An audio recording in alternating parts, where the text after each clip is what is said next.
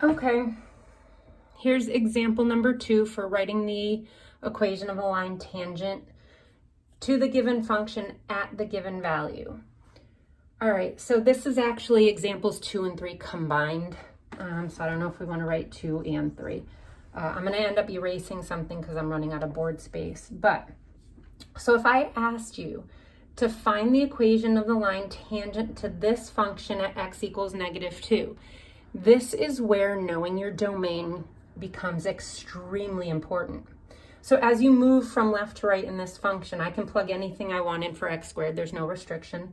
I can plug anything I want in for x to the first, there's no restriction. However, when you get to this last term, the square root of x, you know in order for this to be real, x has to be greater than or equal to 0. So I'm asking you to find the equation of a line tangent to this function at x equals -2. X equals -2 is not in our domain. So for this problem, you wouldn't do anything. It's not possible. So before you jump in and start trying to figure out what the first derivative is, just make sure your c value is in the domain of the given function. All right, so now I'm just going to use the same function, but I'm going to change the c value. This time, same function, but I'm going to say find the equation of the line tangent to this function at x equals 1. And you guys all know we can take the square root of 1. 1 lies in the domain of this function. All right, so the first thing we need to do is find the first derivative because that will give us the slope.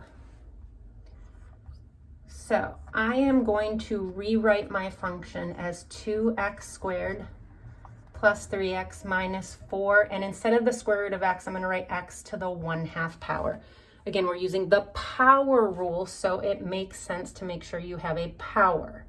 And this 3x is 3x to the first.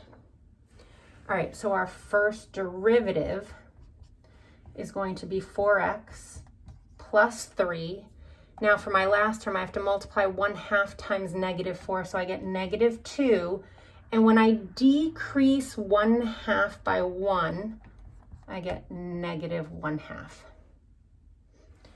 So our first derivative is 4x plus 3 minus, and I'm going to take this last term and write it as 2 over. This would be x to the 1/2 power, but I'm going to put square root of x.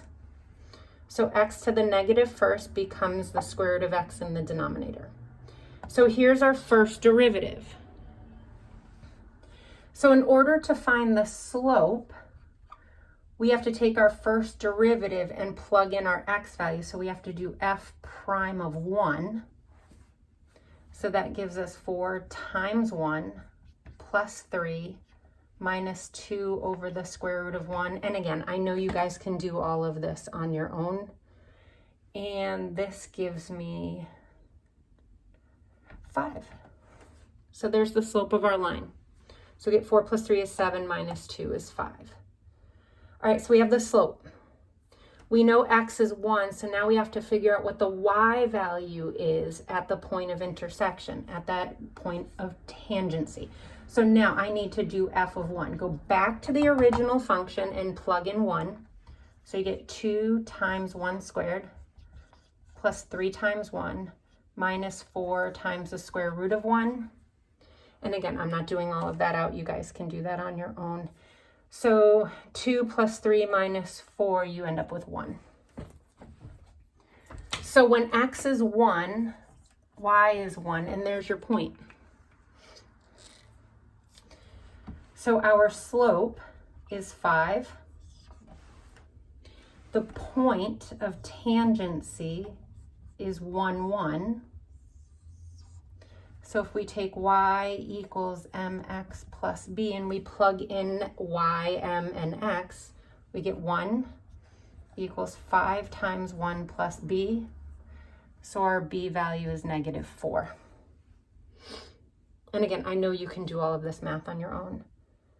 So go back and plug in m and b. The equation of your line is y equals 5x minus 4. There's the equation of the line tangent to this curve at x equals 1. All right, one more example coming up.